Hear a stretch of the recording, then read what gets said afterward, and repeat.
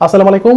বাংলাদেশ ক্রিকেটকে নিয়ে এই মুহূর্তে সাবেক কিছু ক্রিকেটার এবং ক্রিকেট বিশেষজ্ঞ তারা কিন্তু অনেক বেশি তাচ্ছিল্য করে কথা বলছে এবং বাংলাদেশকে যথাসম্ভব তারা আনরেসপেক্ট দিয়ে তারা কিন্তু কথা বলছে এবং বাংলাদেশকে খুব একটা পাত্তাই দিচ্ছে না এবং গোনাই ধরছে না। এবং যেখানে আফগানিস্তানকে অনেকে আগিয়ে রাখছে সেখানে বাংলাদেশকে তারা কোনোভাবেই আগিয়ে রাখার জন্য বা আগিয়ে রাখার পক্ষে কিন্তু তারা কথা বলছে না এবং বাংলাদেশের বিপক্ষে তারা কথা বলছে।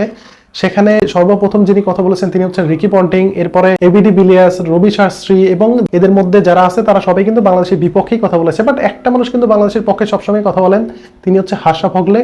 তিনিও মতামত প্রকাশ করেছে। এর আগে আমি সর্বপ্রথম যদি রিকি পন্টিং এর বিষয়টা নিয়ে কথা বলি তাহলে রিকি পন্টিং যে কথাটা বলেছে যে বাংলাদেশের চেয়েও আফগানিস্তান এগিয়ে থাকবে এবং আফগানিস্তানের সেমিফাইনালে খেলার একটা সম্ভাবনা আছে।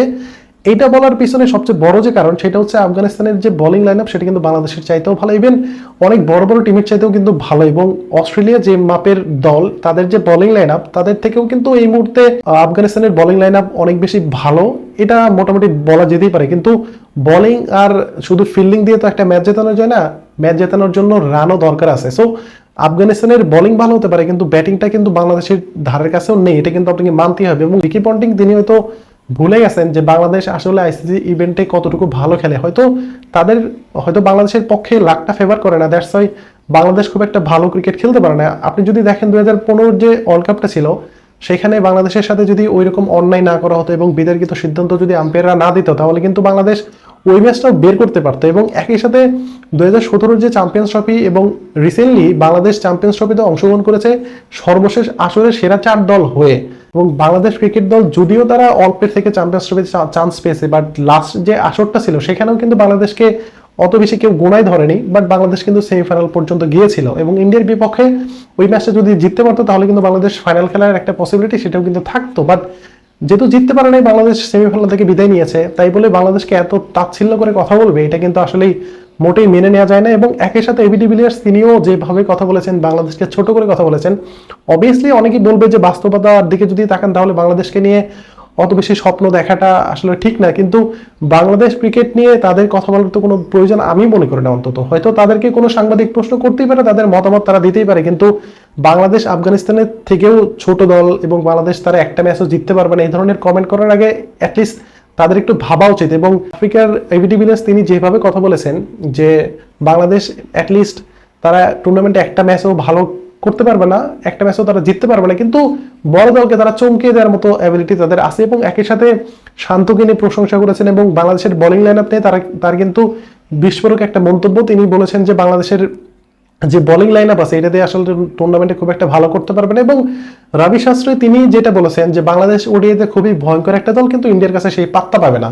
এই কথাটার পরিপ্রেক্ষিতে আমি একটা কথা বলবো যে রবি শাস্ত্রী তিনি হয়তো ভুলে গেছেন যে 2015-তে যদি তার দল যদি বা তার দলের পক্ষে থেকে যদি আম্পায়াররা ওই বিতর্কিত সিদ্ধান্ত না দিত তাহলে কিন্তু ওই কোয়ার্টার ফাইনালে বাংলাদেশ কিন্তু ম্যাচটা জিততে পারতো। এবং এশিয়া কাপের কথা বলেন বা যে কোনো আইসিসি ইভেন্টের কথা বলেন এবং একই সাথে 2022-এর টি-20 ওয়ার্ল্ড কাপের কথা কিন্তু আমাদের মনে আছে, সেখানে বাংলাদেশের সাথে কি করা হয়েছিল এবং ভিজা একটা মাঠে তাদেরকে নামিয়ে দেওয়া হয়েছিল এবং সেই ম্যাচেও কিন্তু বাংলাদেশ ইন্ডিয়ার কাছে হেরে যায়। এবং রিসেন্টলি বাংলাদেশের আর ইন্ডিয়ার মধ্যকার যে খেলা সেটা কিন্তু অনেক বেশি উত্তাপ ছড়ায় এবং সেটা কিন্তু এখন পাকিস্তান ইন্ডিয়ার পরে যদি কোনো রাইভাল ম্যাচ থাকে তাহলে কিন্তু সেটা বাংলাদেশ এবং ইন্ডিয়ার ম্যাচ। এবং সেখানে রবি শাস্ত্রী সবসময়ের জন্য তিনি বাংলাদেশকে তাচ্ছিল্য করে কথা বলেন এবং বাংলাদেশকে নিয়ে ছোট করে কথা বলেন। যদি তিনি বলেছেন যে বাংলাদেশের ওই ক্যাপাবিলিটি রয়েছে বড় দলকে হারানোর মতো এবং ইন্ডিয়াকে চমকে দেওয়ার মতো, কিন্তু তারা ম্যাচ জিততে পারবে না হয়তো পার্টিকুলার কোনো একটা সেশন বা প্রথম 15 ওভার বা লাস্টের দিকে তারা ভালো ক্রিকেট খেলতে পারে কিন্তু আলটিমেটলি তারা কিন্তু ম্যাচটা জিততে পারবে না, এই ধরনের কথাবার্তা বলেছে। এবং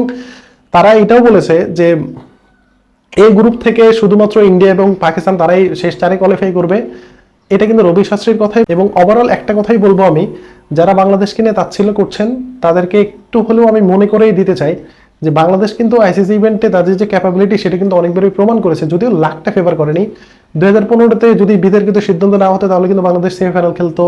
2017-এর যে চ্যাম্পিয়ন্স ট্রফি সেখানেও বাংলাদেশ কিন্তু সেমিফাইনাল অলরেডি খেলেছে এবং 2019-এর যে ওয়ার্ল্ড কাপ সেখানেও কিন্তু বাংলাদেশ 3টা ম্যাচ জিতেছিল এবং আফ্রিকাকে হারিয়েছিল প্রথম ম্যাচ। এবং সেখানেও অল্পের জন্য, যদিও আমি একটা কথা বলবো যে মাশরাফি বিন মুর্তজা তিনি যেভাবে ওই টুর্নামেন্টে বাজে বল করেছে এটা কিন্তু সবচেয়ে বেশি ইফেক্ট করেছে এবং বাংলাদেশ ক্রিকেট টিম কিন্তু সেখানেই আসলে সবচেয়ে ধরাটা খেয়েছে। এবং এর আগে তাসকিন আহমেদ তিনি দুর্দান্ত ফর্মে রয়েছিলেন এবং তাসকিন আহমেদকে সারা বাংলাদেশ ক্রিকেট টিম সেখানে গিয়েছিলেন এবং বাংলাদেশের বলাররা কিন্তু খুব একটা ভালো বল করতে পারেনি, দ্যাটস ওয়াই তারা কিন্তু সেমিফাইনাল খেলতে পারেনি, বাট বাংলাদেশ যদি আর একটা ম্যাচ জিততে পারতো তাহলে কিন্তু বাংলাদেশ সেখানে সেমিফাইনাল খেলতে পারতো, এটা কিন্তু আমরা নিশ্চিত করে বলতে পারি।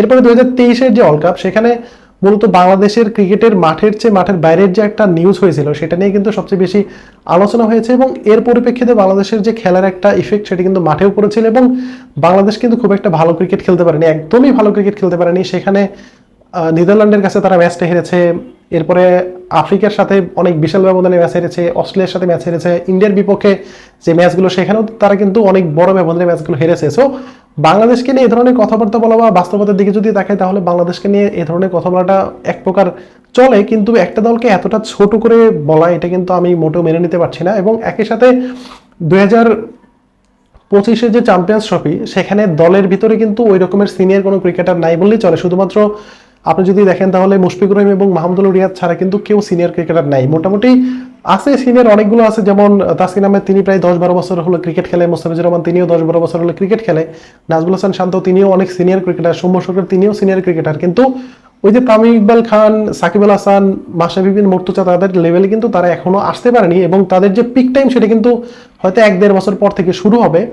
এবং বাংলাদেশের এই দলটা কিন্তু সবচেয়ে ইয়াং একটা দল, এবং আপনি যদি অ্যাভারেজ যদি বয়স হিসাব করেন তাহলে কিন্তু বাংলাদেশের এই দলের অ্যাভারেজ যদি বয়স হিসাব করেন তাহলে কিন্তু সেটা 26 থেকে 27 হবে। সো ইয়াং জেনারেশন কতটুকু ভালো ক্রিকেট করতে পারে এবং তাদের সামর্থ্য কি সেটা কিন্তু আমরা সবাই জানি, এবং যে কোনো দলকে তারা কিন্তু হারিয়ে দেওয়ার সামর্থ্য রাখে। এবং বাংলাদেশ কিন্তু এই মুহূর্তে টুর্নামেন্টটা অর্থাৎ আইসিসি চ্যাম্পিয়ন্স ট্রফিটাকে নিয়ে কিন্তু এই মুহূর্তে অনেক বেশি এক্সাইটেড, এবং তারা ভালো কোনো কিছু করার জন্য কিন্তু অনেক বেশি মুখে আছে।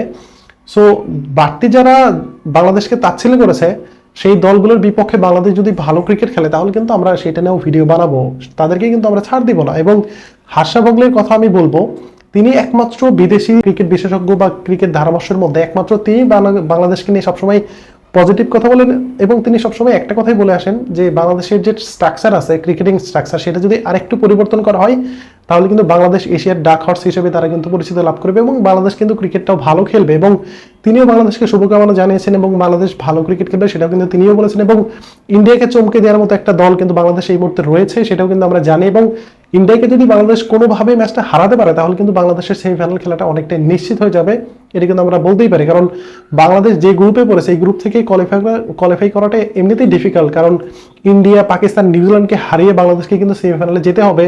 যেহেতু পাকিস্তান তারা স্বাগতিক দেশ, তারা কিন্তু হোম কন্ডিশন খুব ভালোভাবে ইউজ করবে, এবং নিউজিল্যান্ড তারা রিসেন্টলি পাকিস্তানের মাটিতে পাকিস্তানকে হারিয়ে তারা ট্রাই সিরিজের শিরোপা জিতেছে, এবং ইন্ডিয়া তারা দুবাইয়ের মাটিতে খেলবে এবং সেই মাটিটাও কিন্তু তারা অনেক বেশি পরিচিত, এবং সেখানেও তারা কিন্তু অনেক ভালো ক্রিকেট খেলে। সো ওভারঅল আমি একটা কথাই বলবো যে বাংলাদেশ কতটুকু ভালো খেলে না খারাপ খেলে বা বাংলাদেশ কি করবে সেটা কিন্তু মাঠেই প্রমাণ করবে। তারা যদি খারাপ খেলে তাহলে সমালোচনা করবেন, কিন্তু ম্যাচের আগে বা টুর্নামেন্টের আগে এইভাবে বাংলাদেশকে নিয়ে এত বেশি তাচ্ছিল্য করা এটা আমি মোটেও সাপোর্ট করছি না। আপনারা যদি সাপোর্ট করে থাকেন বা আপনাদের যদি কোনো মতামত থাকে অবশ্যই আমাকে জানাবেন। ধন্যবাদ সবাইকে, আসসালামু আলাইকুম।